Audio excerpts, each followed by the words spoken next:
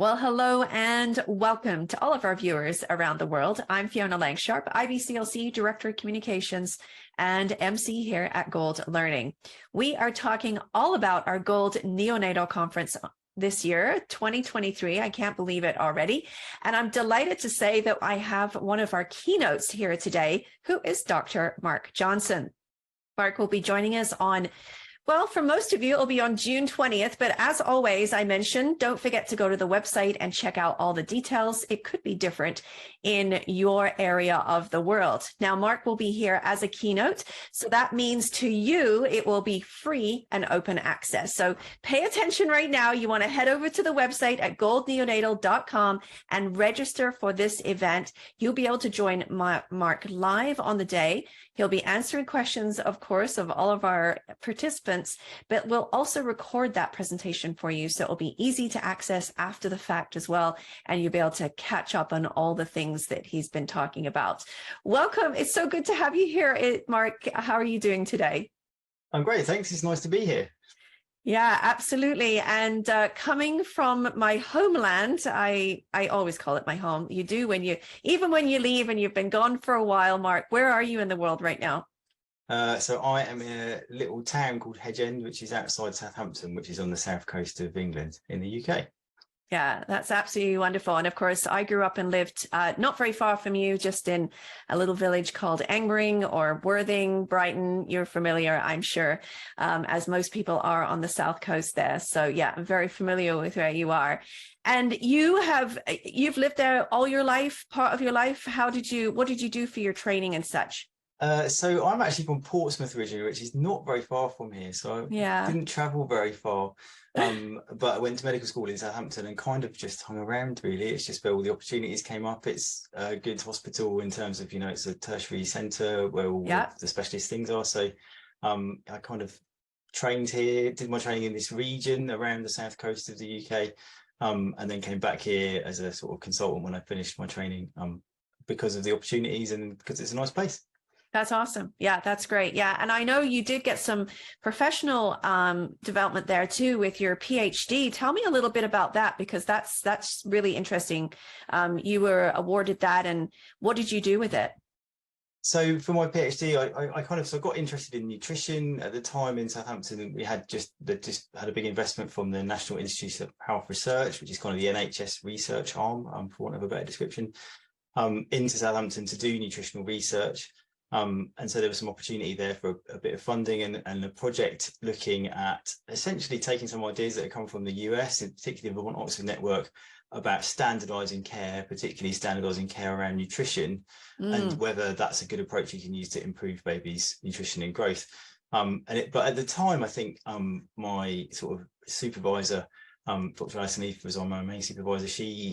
That was my project to sort of design and implement some guidelines. And some of the more senior academics were like, well, that's not really enough for a PhD, just doing some guidelines. So I kind of got into implementation science in terms of how you implement practice. So my other supervisor was a professor of sociology, Professor Carl May, who had had worked with others to develop a sort of sociological theory of how you get new practices to become part of sort of routine practice. So the new becomes normal, which seemed a perfect fit for my project, which was about changing practice. And it just so happened he works in Southampton as well. I actually found him through the internet and then found out he worked in the same organisation.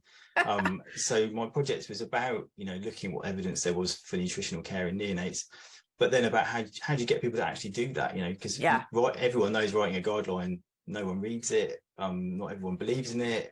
So how do you get people on board? How do you get them to do the things you want to do? So that made it into obviously a bigger project, and it was really interesting. If you told me that I'd be doing that kind of thing when I was a medical student, I would have said no, especially because some of it was qualitative. So, involved interviewing the staff about what was working, what hadn't worked, these kind of things. So it was a really nice experience. And it's something that's also really helped in my sort of clinical practice about, I'm currently the clinical director for my unit, and in terms of managing people, practice, change, and that kind of thing, it's been really helpful. I was lucky, I guess. Yeah, no, that is incredible. Yeah, I had no idea. That's absolutely fabulous. Because I think, listen, that's one of the things that comes up in medical care all the time. Doesn't matter where you work, what area you're in, but particularly like in the neonatal units, we've talked a lot about how things are very slow to change. And, you know, getting, like you said, getting people to read it, getting the buy-in that you need. So you ended up being like a little bit of a sleuth there, I guess, with your social, psychological behaviors, because I imagine that that plays a lot into, you know, some of the things that happen in practice. Is that true? I think so. It's certainly having that understanding about how people think about practice change, which is kind of what the sociological theories brought about, you know, how people approach it, why people might or might not buy into it. Right. And, you know, one of the things that came out through the sociological stuff was how one of the most important things when you're changing practice is that people need to be able to see the benefit. Right. So you can tell them about how great it is and you can give them the things they need to do it, both of which are really important. But Sure. actually, if they're doing it and they're not seeing any benefit, they'll stop doing it. And so having a way, well, firstly, you need to be confident that it's gonna have a benefit. But if it is having a benefit, you need to make sure people can see it in their work, or you give them results or something like that. Oh, that's absolutely fantastic. I love hearing things like that because it really speaks to me, you know, because you need to have all the components put together. And, you know, I'm so grateful that we're continuing to sort of see these things improve in the neonatal units around the world. I know that when you come to us, because I know really that's what you're talking about when you come and talk with us, Mark. Here's I'm just going to remind you your presentation title right now: Optimizing Growth and Body Composition in Preterm Infants, Approaches to Neonatal Nutrition Care in a Clinical Practice. So everyone's going to be tuning in now, thinking about how you've achieved the things you have based on, you know, what you've learned, you know, in terms of how things can be applied when they're new. So I'm excited for you to share, you know, some more of these things with our participants. So they're going to be asking you questions, Mark. Are you ready? Yeah, I get asked questions all the time about that sort of thing. That's brilliant. That's really good. Yeah, that'll be fabulous. So again, Mark's going to be with us here live, June 20th.